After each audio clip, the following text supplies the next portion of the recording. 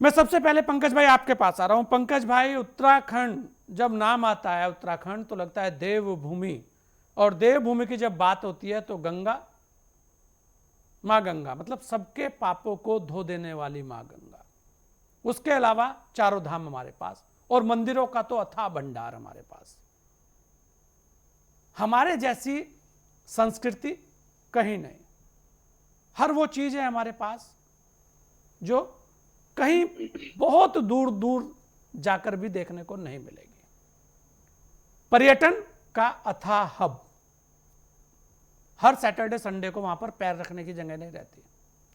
अगर उसके बाद कानून व्यवस्था को लेकर इस तरीके की तस्वीरें आए, तब ऐसा लगता है कि कहीं इस देवभूमि को किसी की नजर तो नहीं लग गई।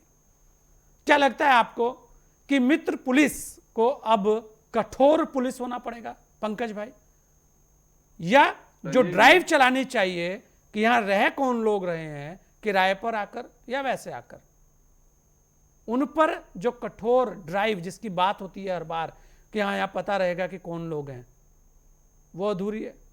क्या लगता है पंकज भाई आपको?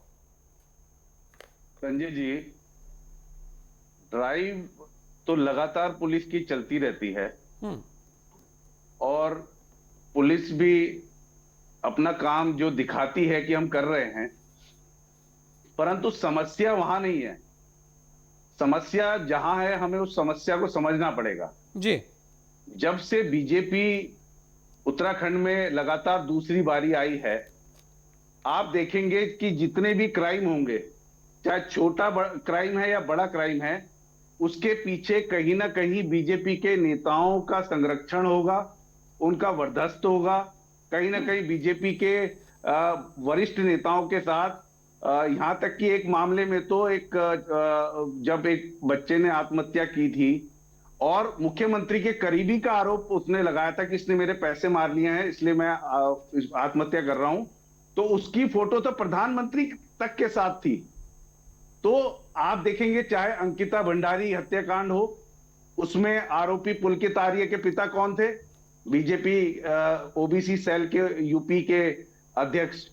तो आप देखेंगे फिर उसके बाद कि जिस प्रकार से आप कोई भी उठा के देख लीजिए, चाहे पॉक्सो, वहां पर एक सल्ट में इनका नेता था।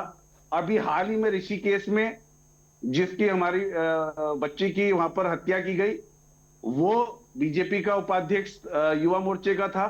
आप पृष्ठभूमि उठा के देखिए, अगर वो बीजेपी का ना हुआ तो आप जो बोले मैं वो करने को तैयार हूं, परंतु इसको हमें समझना होगा कि अच्छा संरक्षण कहां से आ पंकज रहा है, भाई, मैं आपसे एक सवाल ले लूं। ये कहां से। अगर आप बोलो तो एक सवाल ले लूं आपसे जी पंकज जी भाई। जी, प्लीज मैं प्लीज कह रहा हूं प्लीज पंकज जी, प्लीज। आपने कहा कि ये जो लोग हैं, कुछ लोग बीजेपी के कोई उपाध्यक्ष रहा है या किसी के ऊपर कुछ पद रहा है या ऐसा है, जी तो आपका संकेत ये था कि भारतीय जनता पार्टी करा रही है, इस तरीके का आपका मैं संकेत ये पूरा है? मैं आप ही पे मैं ले रहा हूं। अगर जो जी मामले उससे पहले हुए और उन मामलों जी, के ऊपर बहुत आपकी सरकार भी रही है ना, यहाँ तो ऐसा नहीं है कि आपकी सरकार नहीं रही, बिल्कुल बिल्कुल वहां रही पर है, भी इस बिल्कुल तरीके रही के है, 10 मामले साल हुए, तो रही है। इसका मतलब ये माना जाए कि वो मामले फिर कांग्रेस करा बिल्कुल। रही थी?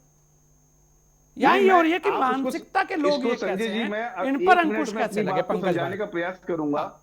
और मैं समझता हूं कि आप इसको समझ भी जाएंगे, और हमारे साथ वरिष्ठ पत्रकार, हमारे मेरे बड़े भाई कह लो, मेरे गुरु भी रहे, इन्होंने मुझे सिखाया भी, मैं पत्रकारिता में जब था, नरेंद्र सेठी जी भी हैं। नहीं, नरेंद्र जी हमारे मथुरा भी दास बड़े भाई जोशी हैं जी के जी। मथुरा उनसे दास जोशी सीखने जी को ही के साथ मिलता है हर मैंने बार। काम किया है। उनके उनके उनके उनके जो है छत्र छाया में मैंने कांग्रेस पार्टी में काम किया है, तो वो भी मेरी बात समझ जाएंगे, मैं नहीं, कोशिश करूंगा, मथुरा और दास आप जोशी तो जी सब समझेंगे समझते ही। रहते हैं, फिर आप एक साथ जवाब देंगे। उसमें क्या हाँ। है, 1 मिनट में अपनी बात खत्म करूंगा। जी जी जी, आप बोलिए। ये समझ, एक मिनट में अपनी बात जी जी, खत्म बोलिए करूंगा। बोलिए। हाँ। आप ये समझिए कि ये इजाफा क्यों हो रहा है। हाँ। आप देखेंगे कि जिस प्रकार से पंचायत चुनावों में नेता प्रतिपक्ष को सरेआम पीटा जाता है, आप देखेंगे कि किस प्रकार से आप कोई भी क्राइम उठा के देख लीजिए, वो कहते हैं हमारी जेब में है सरकार और सत्ता। तो वहां पर समस्या होती है। आप देखेंगे जब वो बेताल घाट में गोली चली, तो बीजेपी के प्रदेश अध्यक्ष ने क्या बोला कि ये तो आम बात है, इसको ये तो चुनाव में चलता रहता है। तो जब तक जो बाढ़ है, अगर वही खेतों को खाने लग जाएगी तो रक्षा कौन करेगा? तो जितने भी हमारे राजनेता हैं उनको भी अपना कर्तव्य समझना पड़ेगा कि ये एक दिन ये आग हमारे घर को फूकेगी, उनके घर को भी फूकेगी।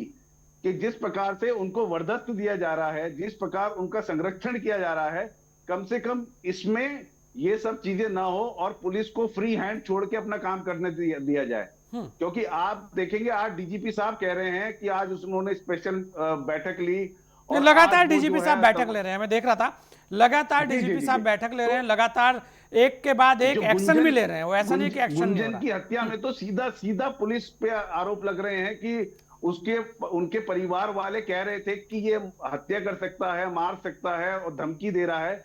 तो हमारे से कहीं ना कहीं चूक हुई है संजय जी। हमें पुलिस को ये बात स्वीकार करनी पड़ेगी और चौकी इंचार्ज को ही, निलंबित करके कुछ नहीं होगा।